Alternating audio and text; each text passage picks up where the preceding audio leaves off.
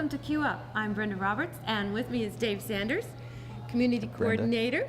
You have been the driving force, building community. I know the community building was the first project, but we want to emphasize that with this fourth building, the Saranac building, that really the whole idea was coming from the heart and kind of getting back to nature, reusing some wonderful timber here and bricks and all.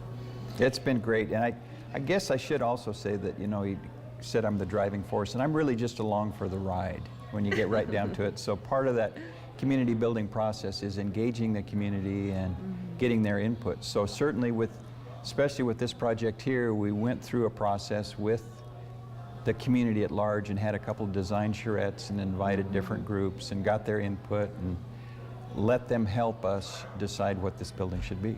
There's some beautiful artisans too that you utilize. Yes. And we'll be touring the building and showing that. I wanted to let folks know if they want to come. There's right next to Isabella's, and you hear the lunch hour going on as well as the jazz music.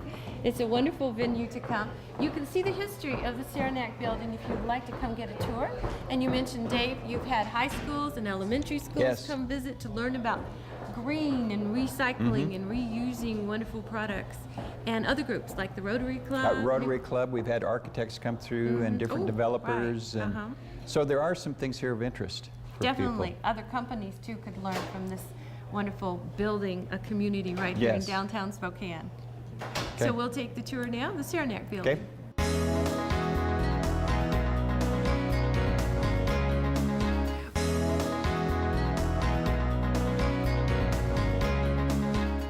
In continuing to take a tour of the Saranac building, we're pretty much out on the roof, but we're going to talk about some of the insulation used and some of the metals and the timber used, and a new concept that Dave Sanders, Community Coordinator, who just emphasized to me, deconstruction versus demolition. So how is that different? Okay, well, we've done demolition with our buildings. Somebody comes in with a big truck and a big backhoe, and they just crunch things up and they smash it and they put it in the truck and they haul it away and bury it. Blow it up on the 6 o'clock news and let it implode, right? Let it fall down. Okay. So with deconstruction, we like to think about it's a little bit more labor intensive, but we go in and take things apart, find uses for it. So we salvage the wood, we salvage the bricks, we salvage the sinks, everything that comes out of it then, and find a reuse for that product. Now, the Saranac building, as we pointed out before, started and was built in 1906. 1906. You could find usable things from the original building. Definitely. And some of the timbers, we're talking about old growth fir, and they're just the most incredible pieces of wood. There's no knots in them. And so where we haven't left those in place, we are able to take those out. We can cut them down. We can use them for cabinetry. We can use them for bookshelves. It's just beautiful wood. And that would be true of almost any building that went through the demolition phase versus reuse phase. Exactly. Ooh, what a waste. Yes, it is. And we see it, and there's big timbers that just get hauled away. So I wanted to point out the use of what looks like kind of copperish metal behind us. And what is this? Well, this is actually recycled metals. So cars, whatever metals get thrown away. Cars That's get a good use of recycled, cars. and then and they put this paint product on it. It looks like a copper that has gone through the little patina stage and that. And they also, we've also got this, but in our landscape, we've got these little timbers down here. And so instead of using the old railroad ties and that kind of thing, this is the fluff from the cars. So all the pieces that aren't that's metal, great use of cars. Yeah, the dashboard, the upholstery, the steering wheel covers, all that kind of stuff gets turned into this. This is actually manufactured somewhere in Central Oregon. So it's a good local product. Well, we think of it as local. Oregon's our neighbor. Close enough. That's close. That's neighbor.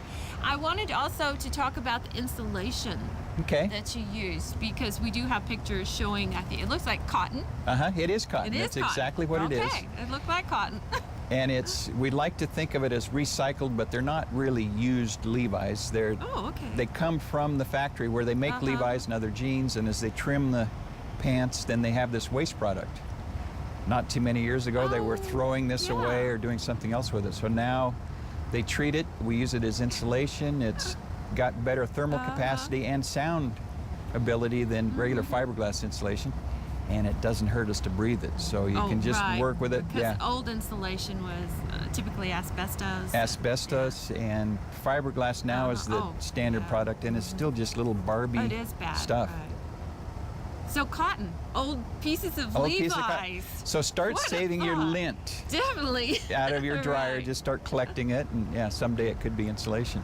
Great use, great reuse. Yeah, reuse. I want to look now at all these plants. Now we are in, we're the first day of November. You've still got some pretty healthy looking We've plants. got some healthy looking plants. Well, I think part of it is just the selection of material to begin with. So they're not a fragile plant. They're real drought tolerant, and they're more of a desert plant. They're a sedum. They probably also get a little bit of benefit since they're on the rooftop. There's a little bit of heat underneath them, which is have to help them a little bit. Yes, mine already experienced a freeze and cracked over. So you planted with native plants too? Yes, to primarily keep the native. whole native. And does this benefit like butterflies and birds and bees? And a month ago, this was just loaded with flowers, and the bees were just working it. It's just incredible to see it. It's very nice. So we're benefiting the local beehive exactly, and honey too, aren't you? And it also So serves thoughtful. to insulate our building. In the summertime, as we capture that rainwater, we can pump it back up. It evaporates off. It naturally cools our building. And just the fact that it's green keeps our building a little bit cooler. Pretty, and like you said, when it is flowering, it's beautiful.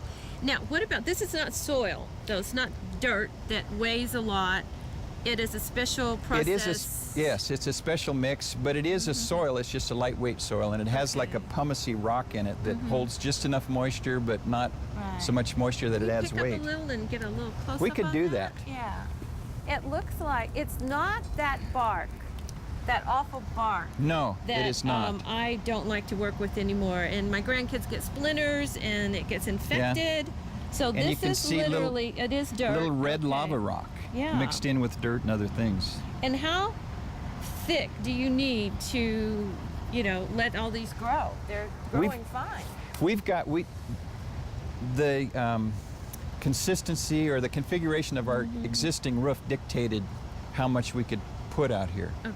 So in some places at the peak out here, we've only got 2.5 inches of soil. That's not a lot. That's so they not a don't have lot. a lot of deep roots. But And then in the deepest place, we're 6 inches deep. So okay. So you could accommodate even deeper rooted plants. And we were a little bit concerned about the shallowness in some places because we recognize we're pushing that lower limit. But you can see they've colonized very well. A year ago, they were just little tiny plants, just little plugs. I remember that. Now, so you have that system. I see the pipe system. Yes. That's your rainwater. That's our rainwater. And does it come out like sprinkle it, or just There's kind of just little holes, little drip? holes in these drip lines. And so our roof system, as it rains, it operates just like any other roof. It goes to the low spot, there's a drain, it goes down a pipe, and instead of going into the sewer system, it goes into our storage tanks, and we hold it and pump it back up and when you need it. when we need it.